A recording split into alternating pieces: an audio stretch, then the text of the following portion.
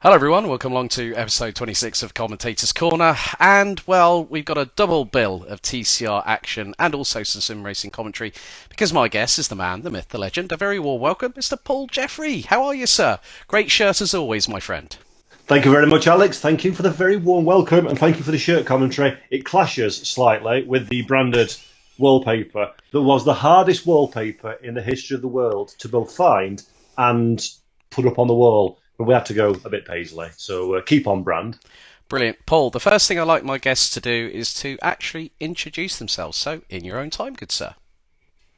Oh, goodness, right, I'll keep it short then. Hello, everybody watching on Commentator's Corner. My name's Paul Jeffrey. I am a man that deeply likes cars, both real and virtual, deeply likes talking, is fairly impressed by the sound of my own voice, and is lucky enough that people are foolish enough to give me money to combine those in the worlds of real and virtual. So, started out many years ago. I've been in sim racing, 15 years. Started at race department as a punter, as just a fan, downloading mods, reading news. I was a race room racing experience fan at the time. That racing club finished, and they didn't replace anybody. So I asked if I could jump in and run it to keep it alive. Ran it for a while. Then it kind of transpired that content was being released and no one was writing about it at RD. So started putting a few race room themed articles up just to draw some attention really to the club. Realised I was reasonably all right at it, and then started writing more and more. Transitioned away from the club. Eventually, 10 years near enough at RD. Most of that was the editor-in-chief. So doing the articles, the interviews, YouTube, whatever. Back in 2019, we, race department, had an opportunity to run the very first SRO esports. And that was going to be on site at 5 different endurance tracks around the world. And our commentator at the time didn't feel comfortable travelling abroad to do it. I'd never commentated, but I really fancied going to Monza. So I went, okay, I'll abuse my power and I'll go. So myself and YouTube extraordinaire, Mr. Chris A., off we trotted to Monza. Very first commentary ever, live at Monza, SRO Esports, big affair. Really enjoyed it. Decided commentary is for me. Saw the season out in SRO. Started taking other ones on. Took Ferrari Esports on as well. Did a bit for Alpine. Continued with SRO in various guises. And then the big one for me was in 2022. TCR got in touch, the touring car, WSC in fact, saying, can you come to Portimao to do the opening round of TCR Europe? And I went, I think I can find a gap in my schedule to go do that. So went and did it, thoroughly enjoyed it, did the full season in 22. They asked me back for 23, and they asked me to do the World Tour as well. So I'm a lucky boy, and I know I'm a lucky boy, that touring cars are the thing I love. And my debut in the real world commentary was in the second highest touring car category in the world. And my second gig in real world commentary was the highest touring car category in the world. So I have, without wanting to sound too, I've kind of reached the level where I always wanted to aim to get. And I am the happiest man in the history of the world. And that's Paul Jeffrey in a nutshell. 2 dogs, 2 cats, both named. In fact, sorry, Alex, I'm going to tell one quick story. I like animals a great deal. And our first 2 cats, despite being girls, we called them Mansell and Villeneuve, my choice. They sadly passed away, so we got 2 more cats, and we also acquired a couple of dogs. This is before touring car job. And my wife would not let me name the dog after a racing driver because it's apparently too big. So there's a fact for people at home that animal names are based on size. So I had to call it something that was girly, but was not racing. And I compromised and called her Lottie, which in England is short for Charlotte, but is also Marcello Lottie, who invented the TCR category. And then I got a job there and was sat with a glass of wine, but Marcello, yes, Paul, my dog's named after you. And the face of an Italian man, not quite sure what to say next, went, oh, and he was sat next to Gabriele Tarquini. And I went, the second choice was Tarquini. And he's like, so there we go. That's me in a nutshell. You know what? You've actually answered one of my questions already, so that's already a good start, Paul. So yeah, that's you know what? Animals are loved by us commentators. I've got an 11-year-old toy poodle called Toby at home, missed the little bugger. But Paul, you say you're passionate about cars. When did you first get bitten by the motorsport bug, and who was the main culprit? Oh, sorry, I mean catalyst. So cars. My dad was a Formula One fan, although a casual, I think it's fair to say, fan. So it was always on, always in the background. I fell in love through touring cars, super touring cars, actually. I remember my first memory, so to speak, of motorsport was in 1991. Nigel Mansell's famous waving to the crowd at Montreal on the final lap, switching his engine off and retiring the race. Well, Wellington Park in 1994 for the British touring cars, stood at the old hairpin. I remember Simeone span off in front of us, Tarquini won. And I remember going to Gabriele in the paddock, getting his autograph. This is 1994, remember, and saying, please don't retire. He won the World Championship as a 58-year-old and retired 2 years ago, 1 year shy of his 60th birthday. So he took that advice on board, which I'm glad to say. So, yeah, a mix of touring cars and Formula One from the very late 80s to the early 90s. Now, of course, you've been all over the place this season. You've been with TCR Europe, you've been with TCR World Tour. Of course, there's another guest that's been on Commentator's Corner that you've worked alongside quite a lot. Shout out to Cheshire's finest, Mr. Chaz Draycott, on the Lamborghini The Real Race. What has been your biggest highlights, apart from what you mentioned when I asked you to introduce yourself so far, because there's a lot coming up for you, isn't there?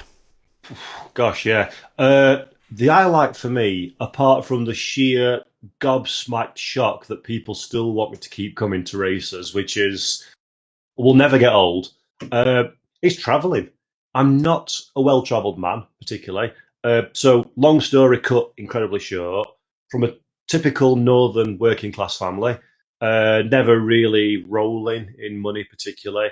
My little brother, so I'm the middle of three. Sadly, there's only me left now. My little brother was born exactly the same day, 2 years apart from myself, but he was born heavily handicapped. So couldn't walk, couldn't talk, full care 24/7 required. So the financial and the care aspect, never on the radar ever to go abroad. In fact, with our Richard, we could never really go for we certainly couldn't go overnight. So you had to kind of, if you went anywhere, within a couple of 3 hours drive. So travel's never been a thing. And then I met my now wife. I met her in 2005, same year I lost my brother actually, but towards the end. And we kind of immediately knew, literally from the first couple of weeks, that yeah, this is going to be marriage. So we never bothered much with the dating thing. We kind of it was like 6 or 7 weeks. We're like, right, let's get engaged, screw it. And we did. So we saved for a house rather than going abroad or traveling. So we never holidayed. And then we bought our first home in 2007. God, this makes me feel old. So again, threw all the money into the property, never had money to travel. So quite literally, when I went to Monza in 2019 for the first race, I had been abroad twice. Once for a few days in Spain to see somebody that I knew that was related to some whatever, and then once for a 18th birthday party in Amsterdam. That was fun, but nothing else. So travel for sure, Alex, is the thing. It's going places, the road to the hotel and the paddock, but you're still in a different country, and you might get a meal somewhere if you're lucky in a town. But yeah, just going these places, mate, I'm a lucky boy, and I'll hopefully never forget how fortunate I am to be in this position. Yeah, I can 100% wholeheartedly agree. I mean, folks, for us commentators, it doesn't matter whether it's a LAN event, like say for Paul going to SRO Esports. We actually met for the first time in ad personam at the CrowdStrike 24 hours when it was absolutely teeing it down with rain. Q1 to Q4 was going on. There was me, there was Paul, there was Mike Yao, there was Steve Proudley, and the legend that is Mr. George Morgan, our first ever guest here on Commentator's Corner, standing outside the Fanatec Arena in the downstairs paddock, waiting for the rain to subside. And I still remember going up through the paddock, and I was wetter than a wet cat on a bad day. And I got to car park 14, and all I can say is thank God my Volvo V40 has heated seats, because like literally it was full wipers, it was heated seats on, heated front screen, heated rear screen, and it was completely torrential. And we all tried to make a break for it. I think myself and George copped the worst of it. But that was a pretty good week, apart from obviously what transpired with Delano's passing and that sudden accident on the Saturday. But yeah, the travel is something that we all take vicariously. Okay, sometimes it's part and parcel. It's the bane of our existence as commentators. But to go to different countries, to experience the food, experience the culture, meet different individuals, sometimes pick up those little phrases that actually put you in their good books when you. So like say Buenos Dias, like if you're in Spain or wherever, you learn the local greetings, and it makes it all the difference.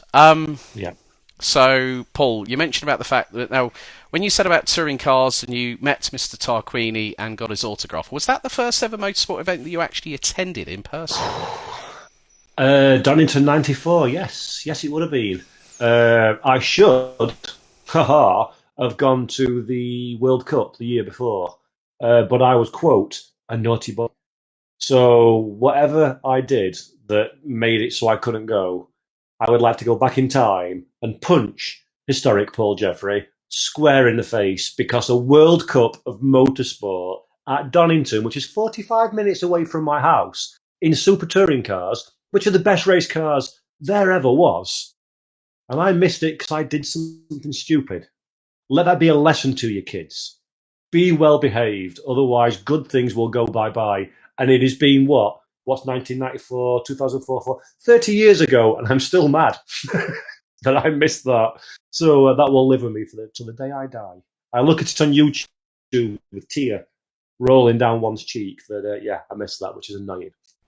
Okay, now one of my favourite parts on Commentator's Corner, we turn to social media. Now, a certain somebody posted on September the 30th, first time in my career, I'm seriously worried about passing out from heat during tonight's broadcasting. And then, with the smiley emoji face, and then your words afterwards, Paul, were, this could be ... interesting. And I was wondering if you were trying to pull your best Les Dawson impersonation with the gurning face.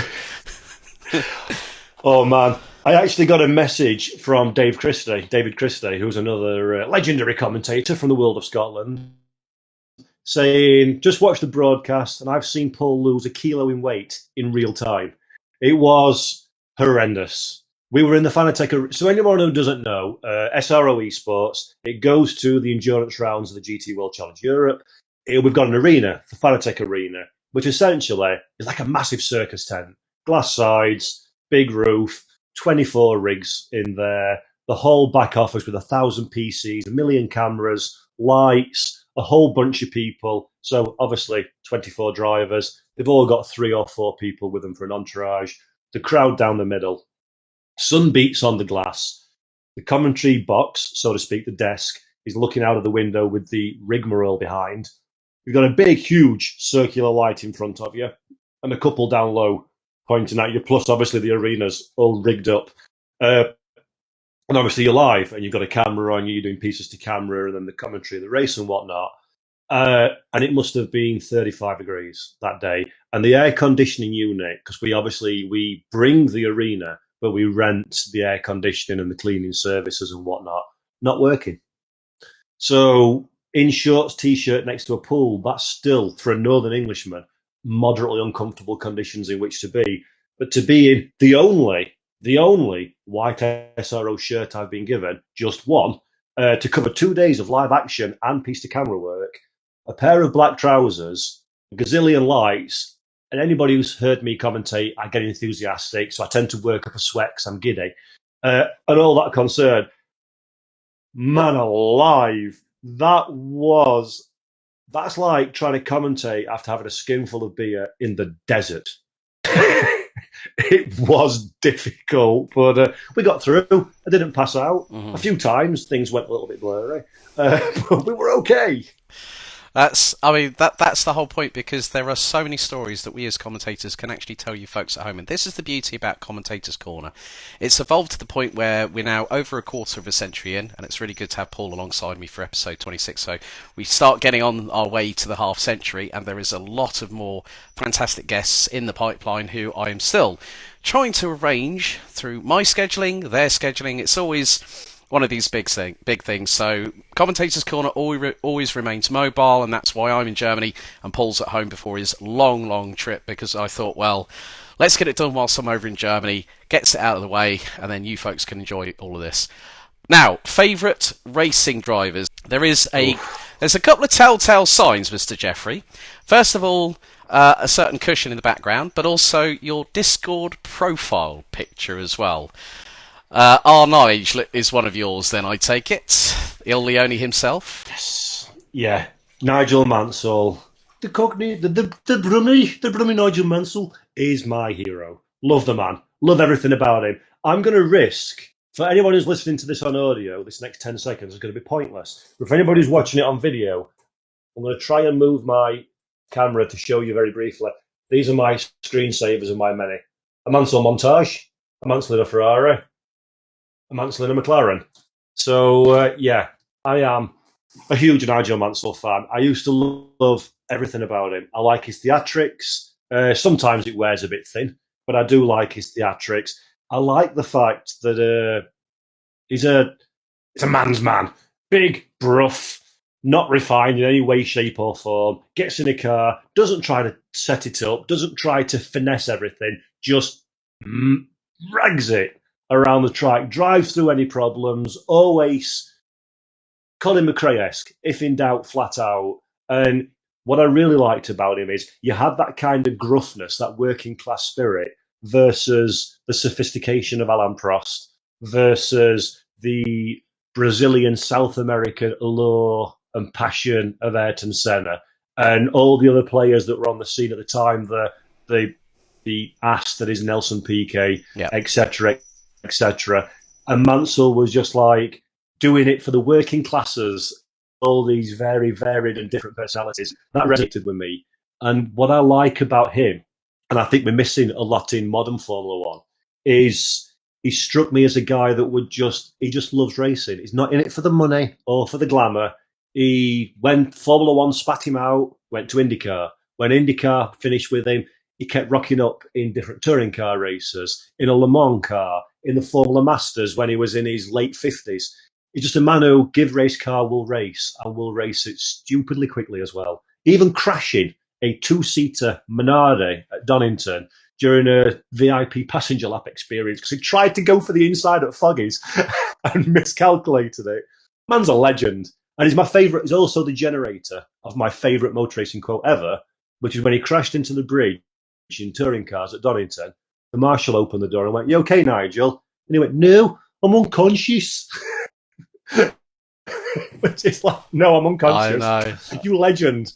I still remember the day when he still had two caps on his head, and when good old the legend that is Mr. Maury Walker noticed the big old bump on the left-hand side of Nigel's forehead, went, "Hello, Nigel. Oh, does that hurt?" Prodded him, and I've never seen someone wince in pain so significantly at such a short interval, unlike Il Leone Nigel Mansell. And also, for you folks, you F1 historians out there, Nigel was the last man ever selected by Enzo Ferrari to drive for the Scuderia. I should know, I was one of those people that supported R. Nige back in those days, along with multiple other F1 drivers, but he's the only person in what is now 30 years to ever win Formula One and then go over to IndyCar and do it all over again. So, just like John Surtees is the only man to ever win on 2 and 4 wheels a world title. And he's also the only man to hold the IndyCar and Formula One World Championship title at the same time. because the crossover between Prost winning in '93 and Mansell winning the Indy in '93 didn't quite happen. So he was a reigning IndyCar and Formula One champion at the same time, which is properly cool. Indeed. Properly cool. Right, Paul, next question for you, buddy. Have you ever been bum. starstruck meeting a race driver or a motorsport personality? Everybody. I am a nerd. I am an absolute dyed-in-the-wool race car geek. It's the only thing I'm interested in. Some people like music, like football, whatever. No, I like racing. That's it. That's all I care about. So every time I bump into anybody of even the most moderate level of fame, they're all heroes to me. They've all provided more entertainment, more joy, more passion. My life has pivoted around motorsport forever. So to me, I've been fortunate enough to bump into Emerson Fittipaldi, Juan Montoya, Jarno Trulli and Alex Wirtz this past weekend, actually, with Gabriele Tarquini, Marcello Lotte, just thousands. And each and every one, they're just heroes to me. But you'll probably agree with this, Alex, as well. It's amazing how, when you start to work in the industry, the heroes, when you look at them, they've got that superstar shiny thing that you can't quite put until you talk to them. And they're just normal blokes who happen to work in racing, and that's where their living happens to be. And they're on exactly the same level as you. And as soon as you get chatting, it all goes away because they're just race car fans. They're just lucky enough to have driven race cars. I just wax lyrical about them in a box high in the sky. Like we both do. And yeah, I think the person that actually, out of everybody, that has ever made me starstruck is one Alex Zanardi, a real enigma of motorsport. And I remember doing this 60-second intro, which was and I think the last bit was about, and he's also the man that ran with the team Il Baroni Rampante, who are still running, and they are running in GT3s, I think if I remember correctly, International GT Open now. George Morgan, you might need to quote me different on that. In Formula 3000, and I still remember the first line after Alex heard that intro, he said, "Thank you very much for the nice introduction." And we had a wonderful 20-minute interview whilst doing FP1 at DTM for the series finale in 2015. So yeah, I think that's a really, really good point to put across there, Paul, that in some respects, a lot of us who are nerds and geeks about motorsport, and we wax lyrical in the commentary box, that we get to meet these, like every single race fan treats them as like a superstar on a pedestal. Whereas we're the people who are telling stories about them, and we're like thinking, hang on, they're just like us. They're just bloody fast in a race car. And they've won titles, they've won podiums, they've won... Exactly. So it just goes to show folks that it doesn't matter what... I used to remember meeting Marcello for the first time. And it was funny enough, on the week that TCR UK got announced back in 2017, and we were at Motorsport Arena Oschersleben. Mark James... Thank you very much for your service over the last 6 years at TCR Europe. And I know wherever you will be, you will land somewhere that your talents will very much be deserved. You've been a great bloke, and I definitely will be catching up with Paul, with him at some point, Paul, because he's. I think I remember I got invited by WSC to go to the biggest ever assembly of TCR cars on a photograph, which was 62. And this is when TCR International was still the top tier class, where you had people such as Stefano Camini, who keeps on avoiding me if I wanted to get an interview with him. Still managed to grab Fred Vervish, which was pretty cool. Had great chats with Normie Michelitz. And also, congratulations, Tom Coronel finally getting a TCR European title. I know Tom. That was brilliant. But I have to say, shout out to Kobe Powles. I've known him since he was a junior in karting. And Paul, it was, of course, the last round of the season. Kobe and Tom battling for the overall title. Kobe impressing in his first full season in TCR Europe, but to be in the pit lane before the race even got underway. It was heartbreaking for the young Belgian. I've known him and his family for years. But the sportsmanship of Tom and also Kobe was very much exemplified later on that weekend, where Kobe went over, congratulated his teammates. But Tom Coronel, the man's a character. I think he's the most prolific person when it comes to social media. His brother comes second to him. But what was the feeling like when, as a commentator, when you see that someone who's gunning for that title, and it was so close, I think it was less than 10 points going into the final race. From your perspective, what were your first feelings when you saw Kobe in the pit lane? It's just devastating. I mean, we came in, the whole season has been setting up to this final race. The penultimate race, Kobe won it. Tom was a little bit further back. The gap was 8 points, 30 up for grabs for a race victory. So it was wide open. They were starting 10th for Tom. 10th for Kobe. No, 10th for Tom, 9th for Kobe. On the grid, reverse grid, obviously. It was going to be pucker. It was going to be amazing. And then, to see, we didn't see it on the live pictures. I spotted it actually out of the commentary window. Because at Barcelona, you're at the end of the start-finish grandstand, so you can see pit entry.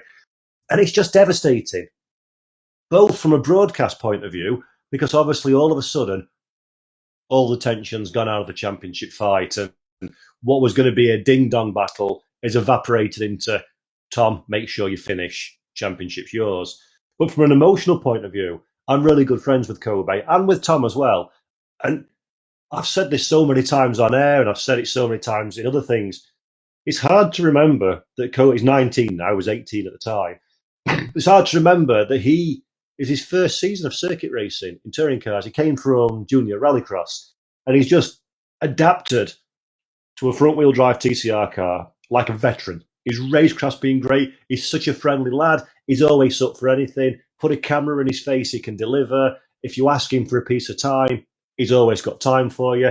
If you're just walking through the paddock with nothing to do, he'll come and sidle over and you'll have a chat for 20 minutes. His family, his mum and dad are absolutely lovely. They're passionate about what they do, and they're young enough and fresh enough to realise that they're very lucky to be doing what they do. So they're proper enthusiasts that are, we're at European touring car level. We love what we do.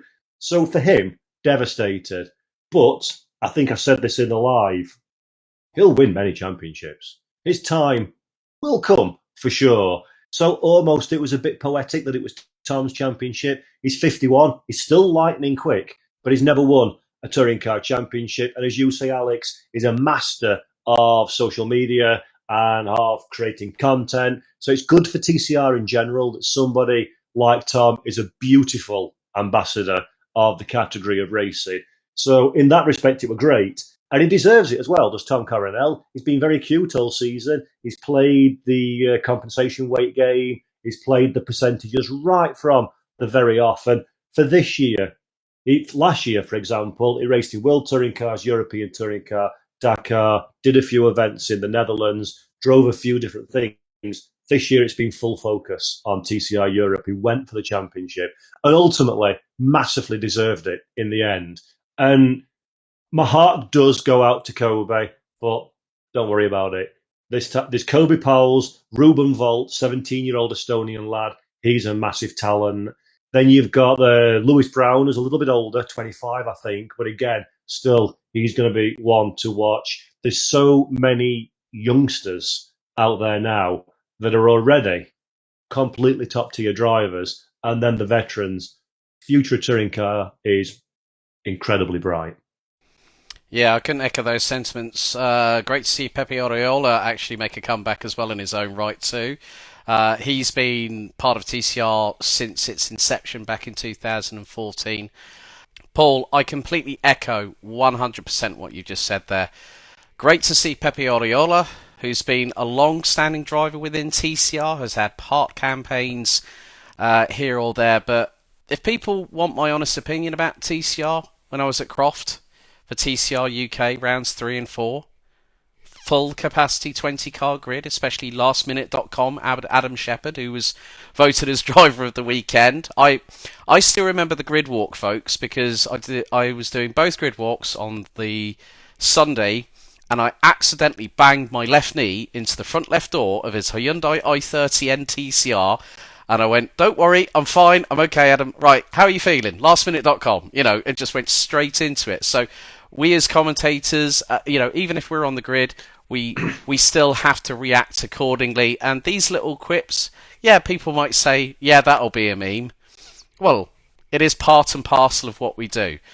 Next up, we go on to your commentary inspirations, Mr. Jeffrey. Now, I would say that a certain late great Murray Walker would be amongst them.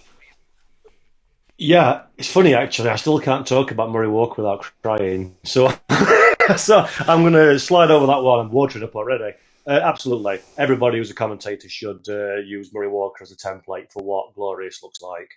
But actually, I try not to take inspiration from others and try and just sort of furrow my own brow and make my own unique blend of Northern charm.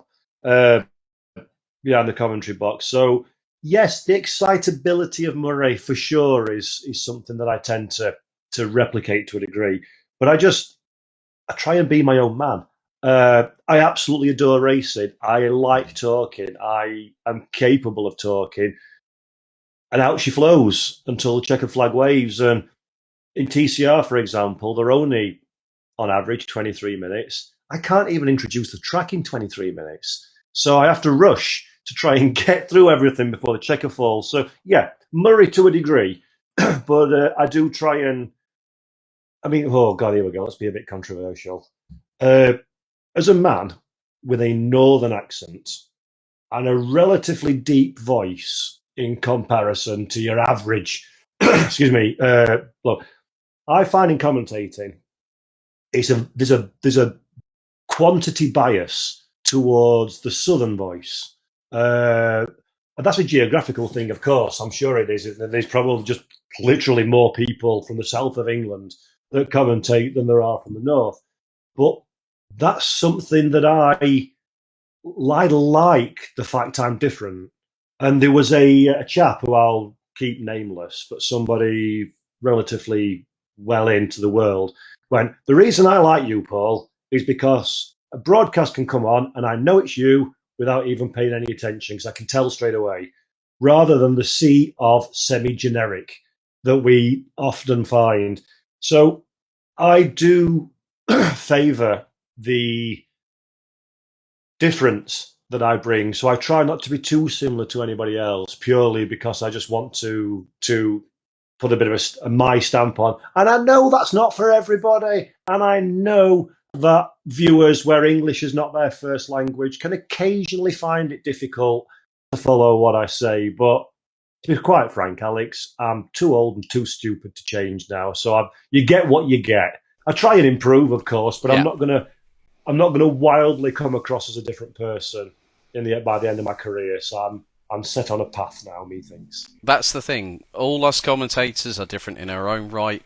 A lot of people say to me, hang on, your normal voice sounds different from your commentary voice, and also when I speak to you on the Dog and Bone.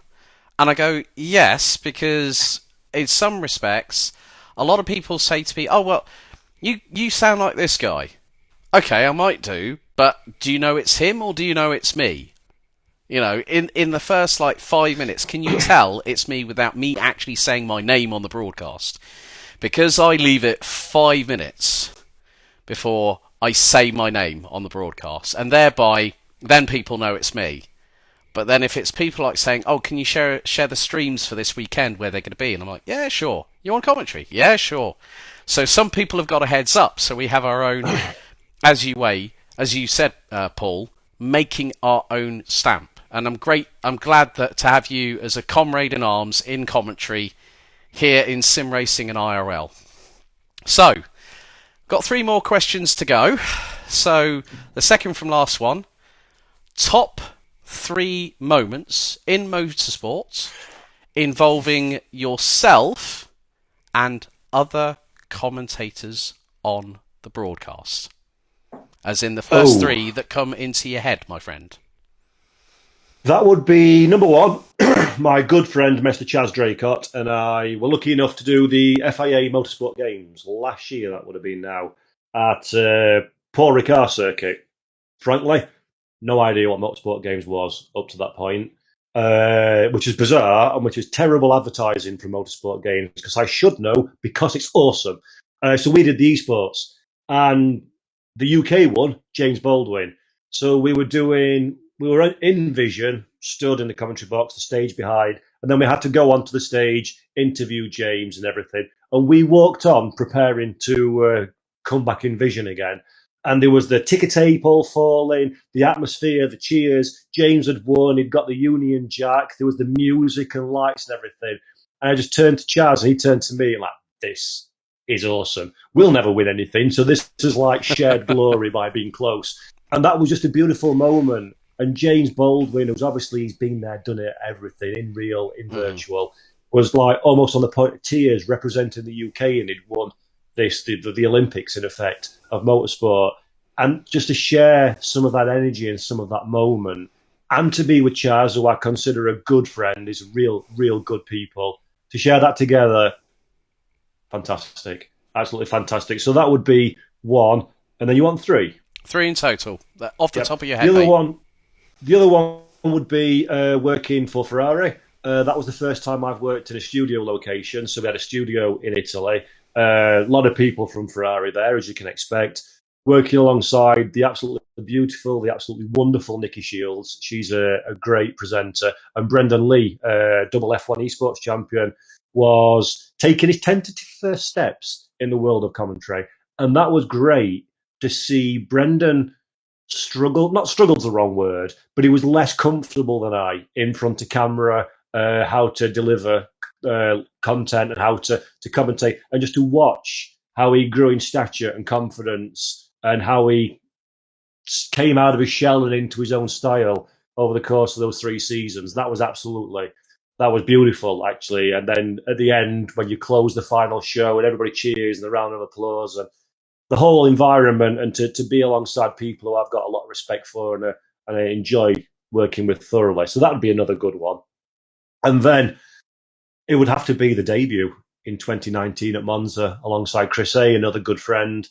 Chris and I, neither of us were commentators, but we both thought, hey, trip to Monza, I'll have a piece of that. And that was just really nice to literally learn on the job, get through the nerves. We're kind of reading, trying to do the pronunciations on the sheet of paper we got literally 5 minutes before going on air, and just the massive unknown. And we just jumped into that unknown together and just explored it live, and came out pretty well, actually, on the other end. And that was just to discover what will then become the passion for the rest of your life, live on air in front of an audience with a mate, is stunning. So they're my 3 in no particular order.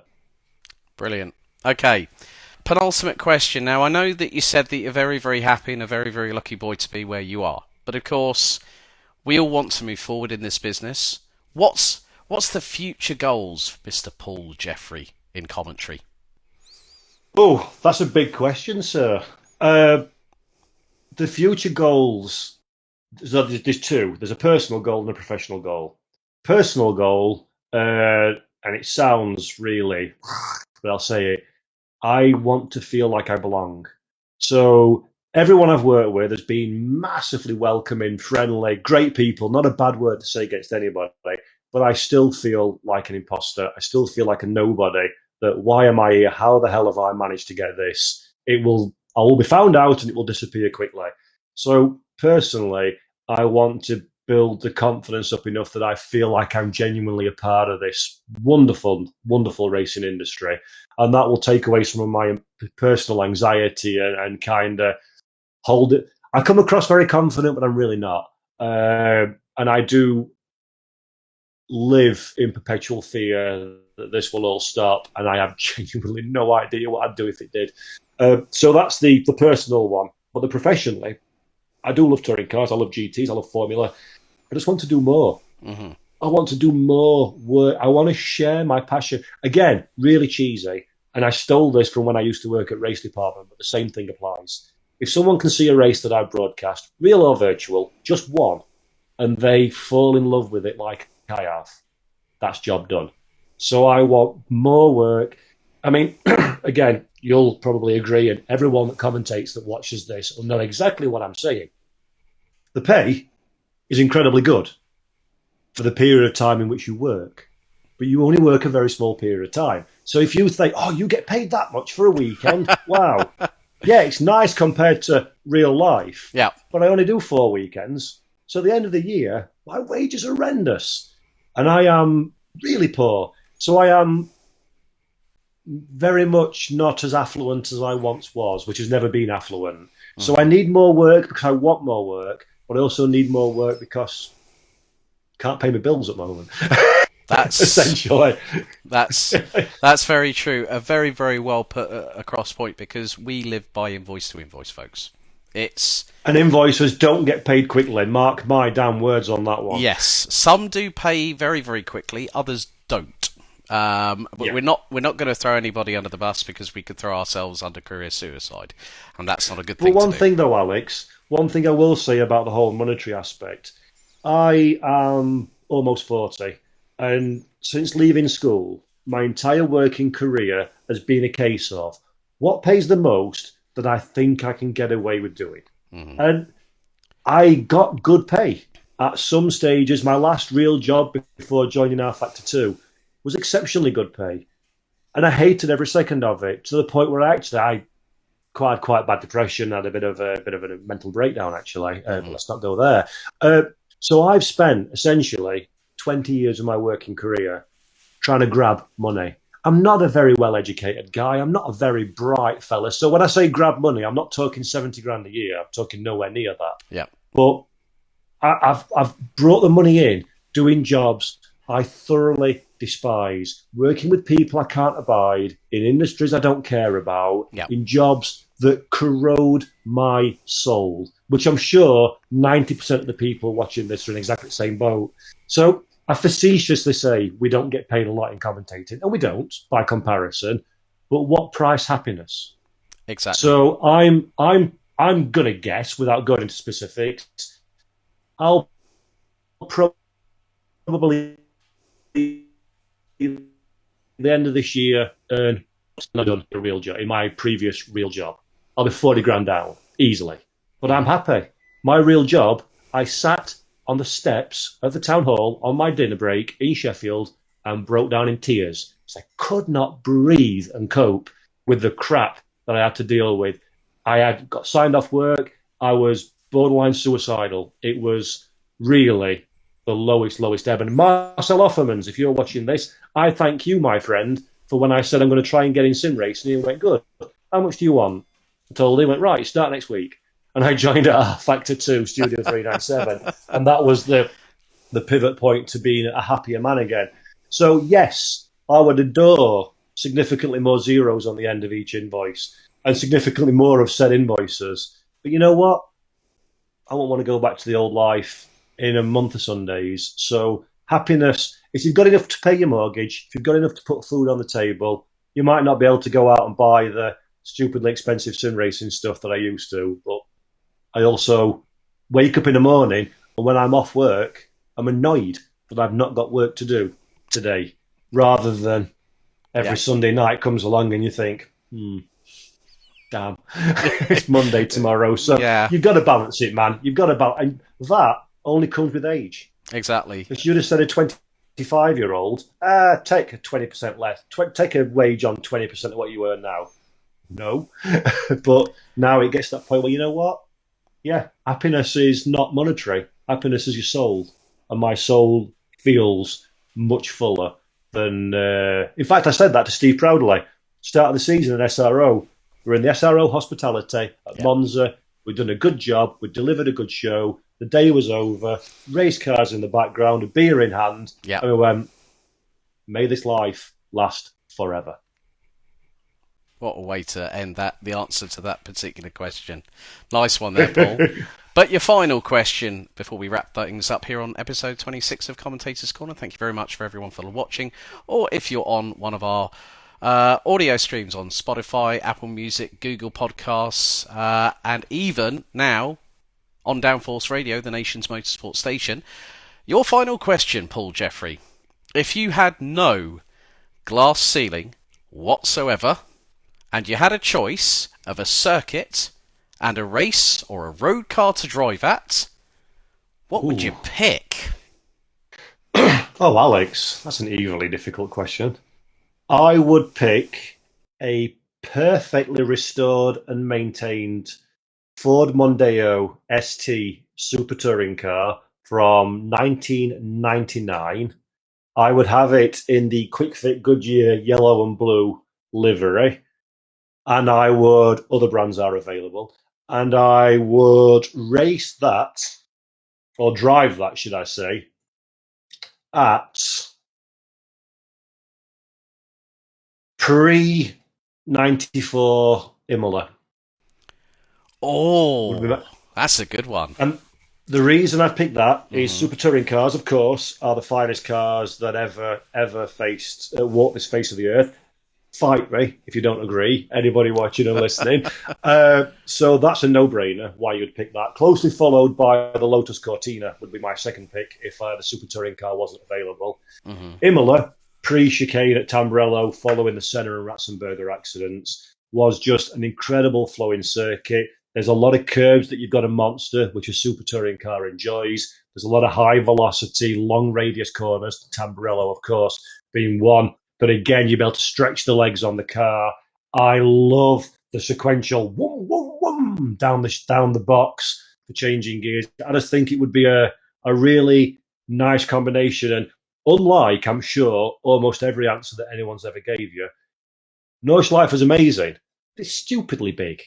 And it's more like circuit rallying in that it's reacting to what's cracking off in front. I'd like a shorter circuit so I can pound more laps. And then the fun for racing cars in me is when you know the car and you know the track intricately and you're hovering around trying to find half a tenth. Not, oh, I've gone through whatever the name of a corner at Nordschleife is and found 5 seconds. Fun, because it's an amazing track. But for me, it's I've gone through this corner for the 600th time and I've modified my line ever so slightly and I've found 6,000s. That's where the fun's at. Okay, so what I haven't let Paul into is that he's given his answer. Now, I retort with my response on this one. So, you mentioned about touring cars. Let's take you back to the mid-1990s, folks. How about the 850 T5 Estate from the British Touring Car Championship? And nice. I throw it at the pre-current variation of the Hockenheim ring, so it would be going at full beans through the forests. Nice. Now, for anyone that might remember, who was one of the drivers of said car? A certain fast Rickard speed. Rydell. Exactly, there we go, Rickard Rydell. So, touring cars are a staple of both myself and Paul. Paul, thank you very much, buddy, for jumping on for episode 26, and all the very best of luck on the trip to Australia, and of course the iconic Circuito de Gaia in Macau as part of the TCR World Tour. Where can people reach you on socials, my friend? Thank you very much, Alex. Thank you for having me. Massively appreciate it. Thank you, people that haven't tuned off as soon as they realise it's me. If you want me on socials, I am available on Twitter at Jeffrey Racing, Instagram, Paul Jeffrey Racing as well, Facebook, Paul Jeffrey. You can tell it's me because it's got my face on it. And then my website, because I have died, will travel, need work, is pauljeffrey.co.uk. So don't hesitate to reach out, jobs big or small. I am your man. Brilliant. Big thanks to Paul for jumping on for episode 26 of Commentator's Corner. Folks, thanks very much for watching. Thanks so much for listening. We'll see you next time for episode 27 of Commentator's Corner. Until then, keep it pinned, and if in doubt, flat out. See you all soon.